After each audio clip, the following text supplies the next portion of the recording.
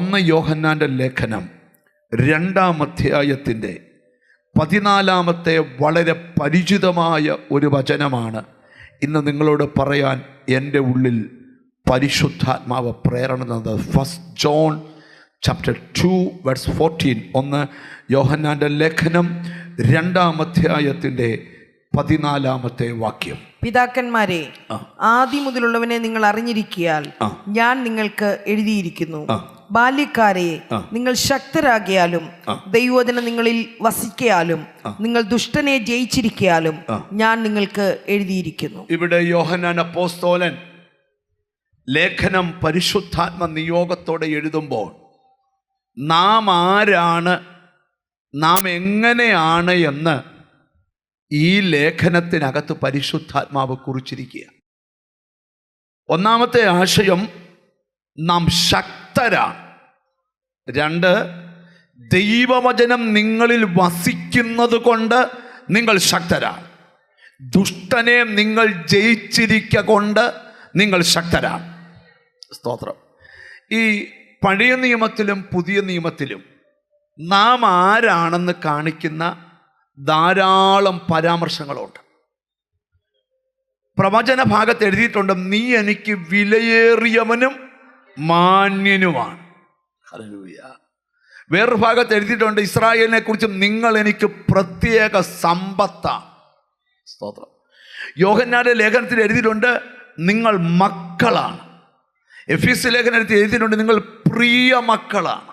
Hallelujah. ഇവിടെ യോഹന്നാൻ എഴുതുക വ്യത്യസ്തമായിട്ട്, നിങ്ങൾ ശക്തരാണ്. എന്താണ്? നിങ്ങൾ ശക്തരാണ്. ഈ 2-ാം അധ്യായം തുടങ്ങുന്ന നിങ്ങൾ ശ്രദ്ധിച്ചേ, എൻ്റെ കുഞ്ഞുങ്ങളെ നിങ്ങൾ പാപം ചെയ്യാതിരിപ്പാൻ ഞാൻ ഇത് നിങ്ങൾക്ക് എഴുതുന്നു. യോഹന്നാൻ പറയാ, ഈ എഴുതുന്ന എന്തിനാ? നിങ്ങൾ പാപം ചെയ്യാതിരിക്കുവാൻ. ഇനി 2-ാമത്തെ വാക്യം, അവൻ നമ്മുടെ പാപങ്ങൾക്ക് പ്രായശ്ചിത്തമാകുന്നു. യേശു നിങ്ങളുടെ പാപങ്ങൾക്ക് പ്രായശ്ചിത്തമാകുന്നു. 6-ാം വാക്യം, അവനിൽ വസിക്കുന്നു എന്ന് പറയുന്നവൻ അവൻ നടന്നതുപോലെ നടക്കേണ്ടതാകുന്നു. അവനിൽ വസിക്കുന്നു എന്ന് പറയുന്നവൻ അവൻ നടക്കുന്നത് പോലെ നടക്കേണ്ടതാകുന്നു. എന്നിട്ട് പറയുകയാണ്, ബാല്യക്കാരെ നിങ്ങൾ ശക്തരാണ്. ഹല്ലേലൂയ. ഈ നിങ്ങൾ എന്നെ ഇച്ചിരി ഗൗരവത്തോടെ ഇന്ന് ശ്രദ്ധിക്കണം. നമ്മൾ ബലഹീനരാണെന്നും ഏഴയാണെന്നും കൃമിയാണെന്നും പൊടിയാണെന്നുമുള്ള ചിന്ത വിടണം. ബൈബിള് പറയുക, വചനം വസിക്കുന്ന നീ ശക്തനാണ്. നിങ്ങൾ ശ്രദ്ധിക്കണം.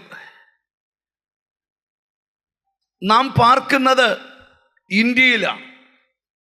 ഇന്ത്യൻ ആർമി വളരെ സ്ട്രോങ് ആയ ആർമിയാണ്. ഇന്ത്യൻ ആർമിയുടെ ഒരു പ്രത്യേകത ഞാൻ പറയാം. ഒരു ദിവസം രാവിലെ ഒരാളെ പട്ടാളത്തിൽ എടുക്കുന്നില്ല. എടുക്കണമെങ്കിൽ അവൻ്റെ എഡ്യൂക്കേഷൻ, ബോഡി ഫിറ്റ്, അവൻ്റെ ഹെൽത്ത് കണ്ടീഷൻ, ഇതെല്ലാം നോക്കിയിട്ടേ ഒരാൾക്ക് സെലക്ഷൻ വീഴും. സെലക്ഷൻ വീണാൽ പിറ്റേന്ന് ഇന്ത്യൻ ആർമി പട്ടാളക്കാരനാകത്തില്ല. അവന് ഭയങ്കര ട്രെയിനിങ് ഉണ്ട്.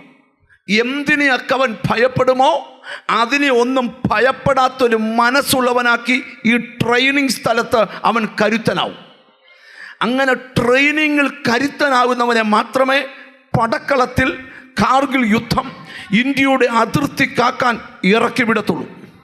അവന് പാമ്പിനെ പേടിയില്ല, വെടിയുണ്ടെ പേടിയില്ല, പീരങ്കിയെ പേടിയില്ല, മിസൈലിനെ പേടിയില്ല, ഒന്നിനെയും പേടിയില്ല. എന്താ കാരണം? അവൻ ഇന്ത്യക്ക് വേണ്ടി അതിർത്തി കാക്കുന്നവനാണ്. അങ്ങനെയാണെങ്കിൽ ഒരു കാര്യം കൂടെ പറയാം. സ്തോത്രം. സ്വർഗരാജ്യം പണിയാനായി, നിത്യതയിലെ കാളെ ഒരുക്കാനായി തമ്പുരാൻ തെരഞ്ഞെടുത്തൊരു ആർമിയായി ഇവിടെ ഇരിക്കുന്നവര്. ഒരാമിയും വരുന്നില്ല. നീ ബലഹീനനാന്നല്ല ബൈബിൾ വായിക്കുന്നത്, നീ ശക്തനാണ്. ഒരാമിയും പറഞ്ഞാട്ടെ. ഹല്ലേലൂയ. അടുത്തിരിക്കുന്ന ആളെ ഒന്ന് കൈ കൊടുത്തേച്ച് പറ, നീ ശക്തനാന്ന് പറ. ഹല്ലേലൂയ. പറഞ്ഞ് മനസ്സിലാക്കണം, പറഞ്ഞ് പഠിപ്പിക്കണം.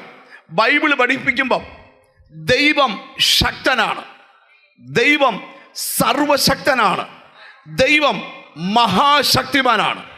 ഒന്നുകൂടെ പറയാം, ദൈവം ശക്തനാണ്, ദൈവം സർവശക്തനാണ്, ദൈവം മഹാശക്തിമാനാണ്. പക്ഷെ ദൈവത്തെ സേവിക്കുന്ന നീ ആരാണെന്ന് ബൈബിൾ പറയുക, നീയും ശക്തനാണ്. എന്തുകൊണ്ട് ശക്തനാണ്? നിന്റെ അകത്ത് ദൈവവചനം വസിക്കുന്നത് കൊണ്ട് നീ ശക്തനാണ്. നിന്റെ അകത്ത് വചനം വസിക്കുന്നത് കൊണ്ട് നീ ദുഷ്ടനെ ജയിക്കാൻ പോവുക. അതുകൊണ്ട് നീ ശക്തനാണ്.